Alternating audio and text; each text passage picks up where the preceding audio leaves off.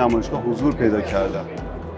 وظیفه ما هم حمایت از این عزیزان هستش. امروز شاهد این بودیم که در بخش‌های مختلف عزیزانی که در صنعت فعال میکنن پیوند بین صنعت رو و دانش رو توی نمایشگاه به صورت ویژه دیدیم.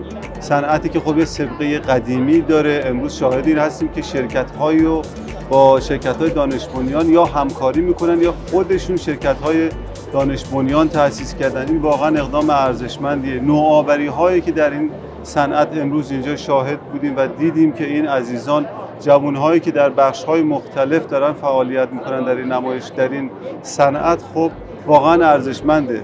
شاهد بودیم که نسل‌های مختلفی که از پدربزرگ‌هایی که توی این صنعت در شرکت‌های مختلف دیدیم، پدربزرگشون صاحب این صنعت بودن، فرزندشون امروز نواهاشون خودشون شرکت رو ادامه دادن، رفتن دانش بنیانش کردن و خب اینها واقعا ارزشمنده.